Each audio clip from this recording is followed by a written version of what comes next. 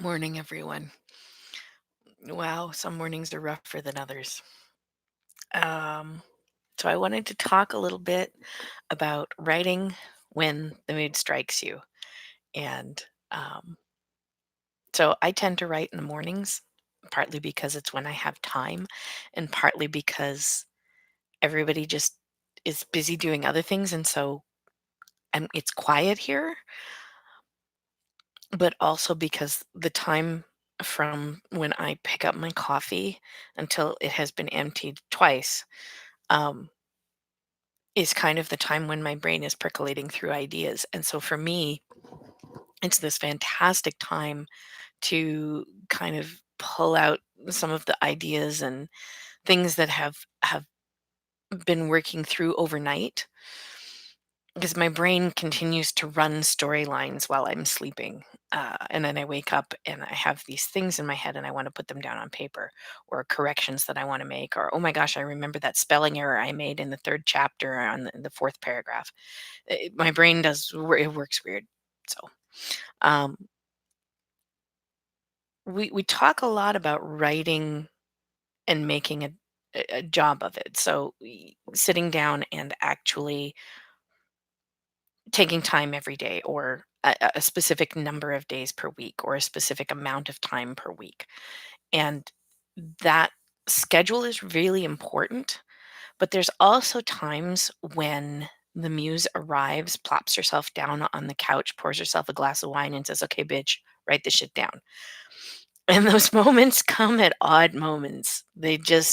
When they arrive, fighting them is pointless. If you try to fight them, one of two things will happen. Either you will never get any sleep and you will simply have brain weasels running around, and your writing will come out of your mouth instead of out of your fingers, which is really irritating to other people, or it will slowly dissipate and the muse will get up and leave and be irritated and not come back for a while. And neither of those is a good answer to things. So, this would be why I carry a notebook and a note taker in my purse at all times. I can pull up my text program and just dictate into my phone, and that allows me to get ideas down if the muse arrives while I'm out and about. And then if I'm at home, I'll come in here, sit down, and start writing things out. When the muse strikes, you don't have to be coherent. You only have to be coherent enough that you will understand your own notes later. Because believe me, when you're in that state and you're frenzied and trying to get the ideas out of your head and onto paper, your grammar will go, even the grammar Nazi, my stuff comes out and it's terrible. But what you're doing is you're putting the ideas down and then you can go refine later. Writing and rewriting are two completely different animals. Getting the ideas down is way more important, in my opinion, for that first draft because sometimes the muse doesn't come no matter how much skittles you leave out to try and lure her in. And so you're stuck kind of writing in between times. And then you can take those notes that you've taken and go, okay, so I have this mess, and now I'm going to turn that into an actual story. Um, and that's really good. But when the mood strikes you, do whatever it is that you do, whether it's jotting in a notebook or speaking into a dictation machine, whether that's a phone or an old fashioned tape recorder, whatever. Um, Point form notes, full sentences, doesn't matter. Whatever you have to do to get the ideas out of your brain and onto some sort of paper. When you're doing that, what you're doing is you're letting the ideas flow through you. And I find that what happens is the more you allow that to happen, the more likely the muse is to visit. When you're fighting with ideas all the time and blocking them because you're busy doing other stuff, they get the hint that they're not really wanted and they go away. This leaves you in an unenviable position when you're trying to write a book because all of a sudden you're like, okay, I'm ready to write. No, really, I'm ready to write. Please, I'm ready to write now. And nothing comes, and you're stuck there, and it sucks. The more you allow the muse to move you, and this is true of all art forms as near as I can tell. I hear painters say the same thing. I hear writers, I hear dancers, really just like everybody. y- When you reach that point of creativity striking you and filling you and having that joy, run with it. Do not stop to argue.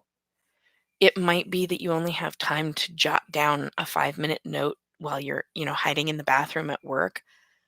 Go with it. I don't care where you write your notes. Your fans aren't going to know you were writing your notes in the potty. It's okay. Do what you have to. I take notebooks with me everywhere. Everywhere. I get the little flip notebooks that you can get at the Dollar General, and you get like a 3-pack for a buck. And I always have pens in my purse. If I need to jot something down, away I go. I'll do point forms when it's on paper. I will dictate into my phone because I have a really good um, rapport with my Android. My Google lady takes excellent notes. I love her dearly. And I can take those later and turn them into something more. But those ideas need to be written down because really creativity is very fickle. I think I've said it before in the podcast that writing a book is 10% inspiration and 90% perspiration. And it's very true. There will be plenty of time for you to sweat over the small stuff. If you have that moment of inspiration, embrace it, hold on to it like a jealous lover. Don't let go. Um, the other thing I wanted to talk about was recharging your batteries because right now I am really recharged and really relaxed, which is why I'm showing up here in my lovely jammies and I haven't brushed my hair yet. And be glad that you can't get the morning breath thing going because I'm so chill right now and it's wonderful. I spent the weekend with a wonderful gentleman and we did fun things and enjoyed the storm and the thunder and lightning and stupid movies. And then we went to Sturbridge Village yesterday. By the way, I got to see the new mug. It's not a sippy mug, but I love it. This is from Sturbridge Village. Um, when I'm stressed, my muse does not come by to visit. Um, when I am overtired, overstimulated, when I haven't had enough personal downtime, my writing becomes the perspiration time. It's so difficult.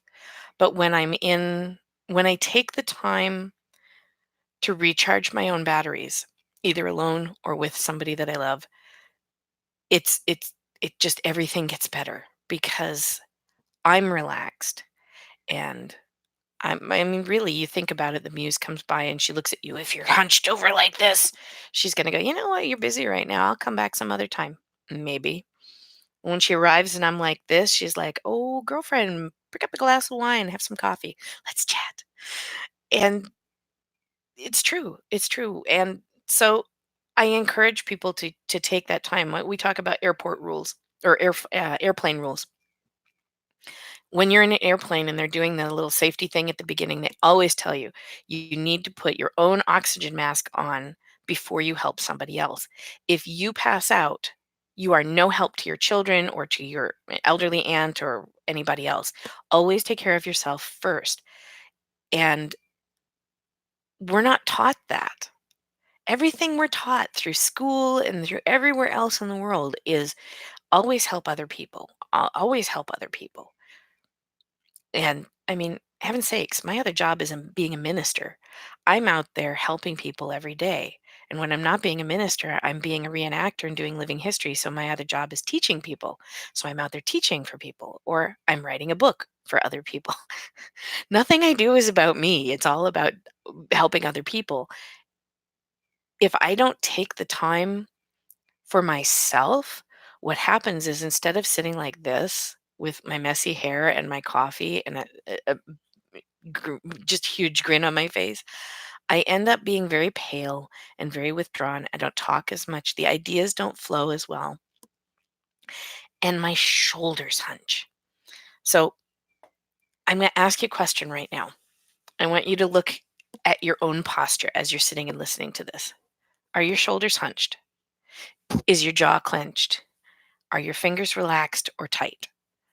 And the reason I ask you this is because those are the three things, especially if you're at a computer, which I'm assuming you are if you're listening to this. Um, we tend to do this. We lean forward, we're hunched up, we're balled up, and we hold ourselves really tight. And that blocks things. So when you take a step back and you're sitting back in your chair, pull your shoulders back and down. Take a deep breath, relax your jaw. Do that every time you think about it. There's a meme that floats around saying to do those things. And I literally, every time it comes up, I'm like, oh, yeah, okay. Taking 2 seconds to do that, it takes nothing out of your day. You can do it at work. You can do it in the bathroom. You can do it when you're playing with your kids. It doesn't matter. You can do it wherever you are. You can do it on the bus. You can even do it while you're driving. Please do it because that's a little piece of recharging your batteries. If you can get to a place where your shoulders are down instead of up, if you can get to a place where you can sip your coffee and you're not trying to mainline it out of sheer desperation to stay awake, these are good things. So, those are my brief words of wisdom this morning. I probably ought to go take a shower and stuff, but you know what? I'm really relaxed this morning. So I'm not really caring too much. I am, however, going to go and edit, which I haven't felt the urge or ability to do. I slogged through stuff on Friday and it was awful and I was really tense. And today I'm actually like, hey, I bet I can get like 8 or 9 chapters done today by noon because I'm really chill. So um, that's where I'm at today. I hope you guys are also comfortable and happy. Remember, let the shoulders down, unclench the jaw, take a deep breath, let it out. Enjoy the weather. It's not hot and muggy. It is sunny. I'm going to go out and mow the lawn later and I'm going to enjoy my day. And I hope you have a fantastic week. I really do. Um, I may not see you on Monday. I am going away to an SCA event called Great Northeastern War. We often get back very late on Sunday and sometimes not until Monday. So if you do not see me on Monday, I will post something up on Tuesday for you. Um, so if I'm late, I apologize, but it's because I'm out recharging my batteries, which is really important. So you guys have yourself a fantastic week. I'm looking forward to seeing you all. Talk to me about how you relax. So remember to subscribe and talk to me in the comments. All right. Have a good week.